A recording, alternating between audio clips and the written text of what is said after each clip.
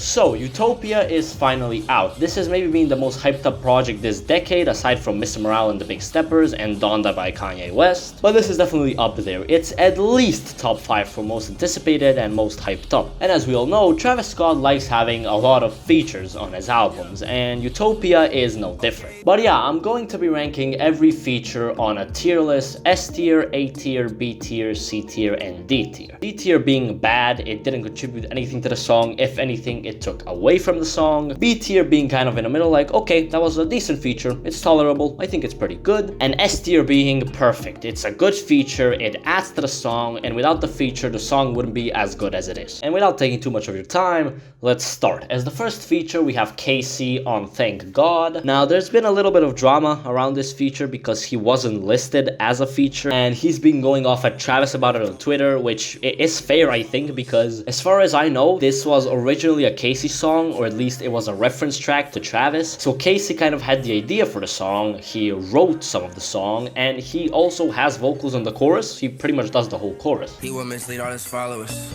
preying on the process. I also find it funny that on this tier list, Stormy is up here as a feature, but for some reason, Casey isn't the feature. Stormy is though. Let's say Stormy is Casey in this case, okay? If I had to rank Casey's verse, I think, not verse, chorus, it would be either B tier or A tier. I actually think it's pretty good. It's pretty catchy. This song is definitely a grower. I know I thought it was okay the first time I listened to it. I didn't find it to be anything special. So I'm actually gonna go with A tier. Also taking into the account that he literally wrote the song and had the idea for the song, I think that deserves A tier at least. Okay, then we have Tizo Touchdown on Modern Jam, and this is maybe my favorite feature from the whole album. This song, up to his part, feels a little empty. At least it felt a little empty to me. I have grown to like it a little bit more, but still, up to his point, it feels a little bit empty. However, he comes in and just switches the whole thing up with his flow, with his delivery. It's kind of wacky. His vocals go all over the place, and it's honestly one of the most interesting features on the album. I know you lied outside waiting in line. So as a feature, Tizo Touchdown did everything that I wanted him to do. He brought variety to the song, he changed it up a little bit, he brought life to it as it was getting a little dry before. So Tizo Touchdown is going to earn himself the S tier ranking. Next up, we have Drake, and I have a question for Drake. Okay, listen.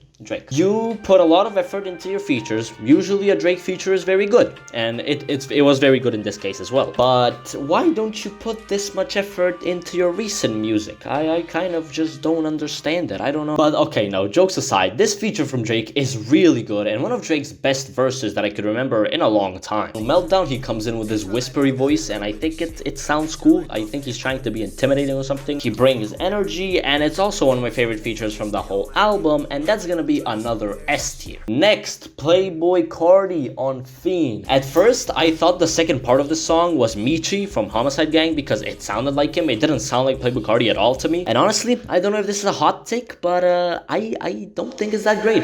I don't think it's that good. Now look, it's decent. The chorus is fine. He repeats Fiend, it works. It's okay. And his verse it's okay. He raps decently on there, but it's nothing really to blow me away, I would say. I think people are really overhyping this song because of his voice. He kind of changed up his voice on here, and that's what people were going crazy over. But if you look at it as just a feature, Cardi can do so much better given a beat like this. I think it's okay, it's tolerable, so I'm gonna put it in B tier, but I don't see myself putting it any higher. B tier is good. Okay, next we have Beyonce on Del Resto or Echoes. And I will give it to her. Her contribution to the song is very catchy. It's been stuck in my head for the past 2 days. But I don't know, I just don't really like this song. I don't know. I like some of the ideas on this song, but I don't have an urge to come back to it. I don't have an urge to listen to it. Kind of the same with Circus Maximus. I guess it makes sense that it should sound good to me, but it doesn't sound good to me. So yeah, I don't really know what to think of her feature on this. It's good. I like it. Probably say B tier. So I'm gonna put her in B tier. Twin bitches,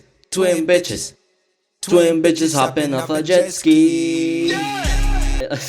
Come on, man. Okay, Rob49, you're going in D tier. And 21 Savage, he has 2 features on here, one being on the last track, Till Further Notice, and the other one being on Utopia Twins. And I would say his feature on Utopia Twins is boring. It doesn't do anything for me. It's like a C or D tier. However, his feature on Till Further Notice is better. It's still not great, but it's better. That's why he's not gonna be in D tier. I'm going to put him in C tier. I guess his verse works more with the subject matter on Till Further Notice, and I actually kind of like it. So that's why he's not gonna be in D tier, he's gonna go in C tier. Okay, then we have the two features on Circus Maximus, being The Weeknd and Sway Lee. And look, I don't like the song, I'm gonna be honest. I think it's just a cheap ripoff of Black Skinhead. Travis doesn't do much for me, Sway Lee doesn't do much for me, The Weeknd is okay, it's just kind of like a phoned in The Weeknd verse. So Sway Lee, I'm gonna put him in C tier. He doesn't necessarily ruin the song so much, but his feature isn't memorable at all. And The Weeknd, he has two features, K-pop and Circus Maximus. But now for Circus Maximus, why I usually like The Weeknd and Travis collaborations is because The Weeknd usually does something different. But on here, on Circus Maximus, it just sounds like, okay, this is The Weeknd feature. So yeah, he doesn't do much for me. And on K-pop, he's by far the worst part of the song. Bad Bunny is definitely better than him. He's just there, I guess. I don't really like his part. So with that being said, The Weeknd is going to go in C tier. Okay, next we have Parasail with Dave Chappelle and Young Lean.